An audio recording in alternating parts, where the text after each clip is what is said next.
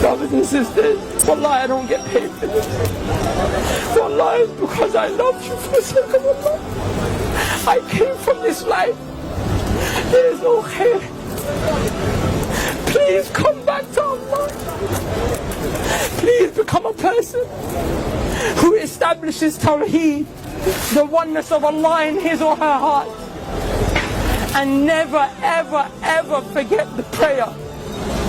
And strive to follow the sunnah of the Prophet.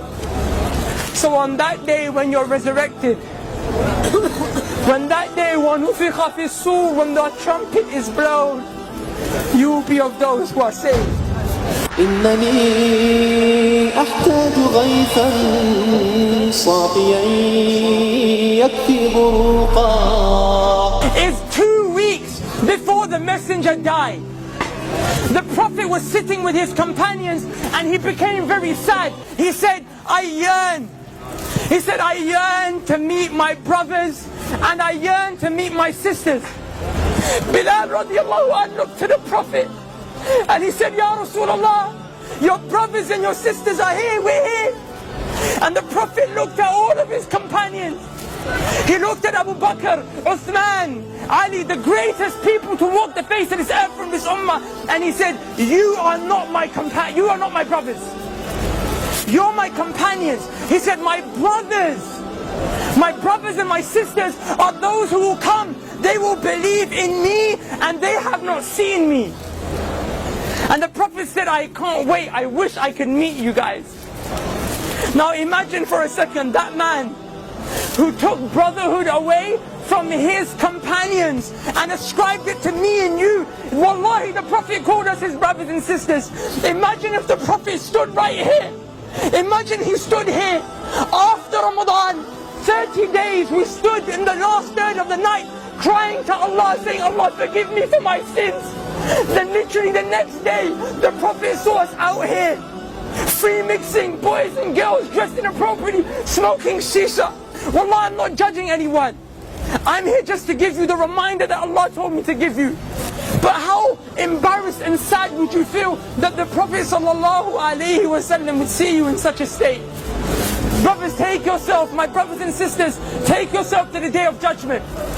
On a day when Allah subhanahu wa ta'ala said, يَوْمَ يَفِرُّ الْمَرْءُ مِنْ أَخِيهِ وَأُمِّهِ وَأَبِيهِ وَصَاحِبَتِهِ وَبَنِيهِ. Allah said, your mom will run away from you. Brother, you will run from your mom. Wallahi, your mom will smile at you burning in the hellfire. Wallahi, billahi, tallahi, ذَلِكَ يَوْمُ الْحَقِّ. You will see it with these eyes. The same way you see my face today. You will see people whose mothers are smiling and thanking Allah that their sons and daughters are burning in the hellfire because they got saved. The mother got saved because she took some deeds from that son and daughter that wronged the mom. That day your mom won't spare you. On that day, the only man that will look around, the only man who will go around into sajda, he will fall, waiting, crying to Allah so that we can be saved and go to Jannah, is Muhammad sallallahu alaihi wasallam. But I tell you something, Wallahi, he won't recognize you unless you are from those who prayed. Because the hadith of the Prophet tells us that the Prophet will notice you from the marks of sajda on your foreheads and the marks of wudu on your arms. The Prophet sallallahu alaihi wasallam will go to certain people, however, people like us who pray in Ramadan. So we're going to have a few marks of sajda, we're going to have a few parts of wudu on our arms, but we didn't worship Allah like we were supposed to. We were Ramadan Muslims, Eid Muslims, Jummah Muslims. The Prophet will see people like that. The Prophet will go to them to save them. The angels will envelop them and say, Ya Muhammad, stay away. I'm taking these people to the fire. The Prophet will say, they're from my ummah. These people are from my ummah, leave them. The angels will say, Ya Muhammad, you don't know what they did after you left.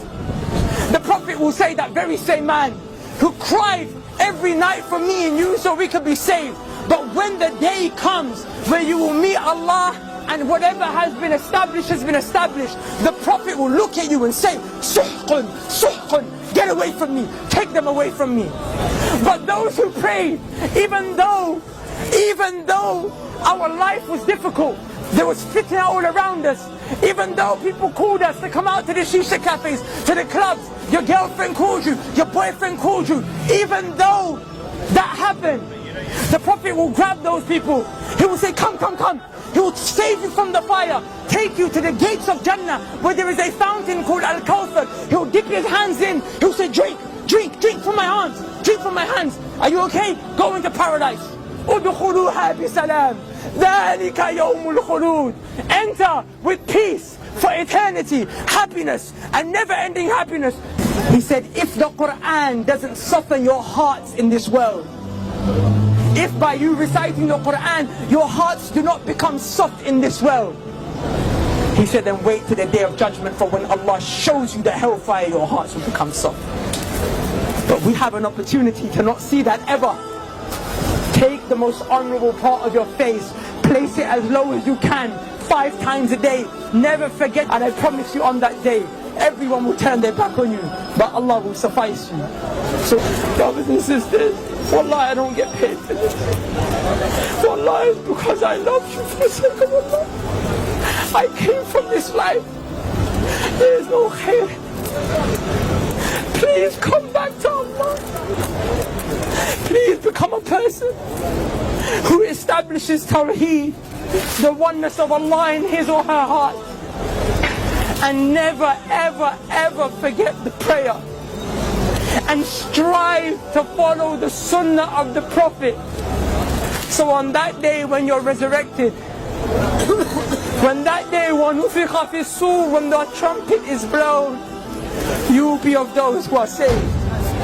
إنني أحتاج غيثا صافيا يكفي بروقا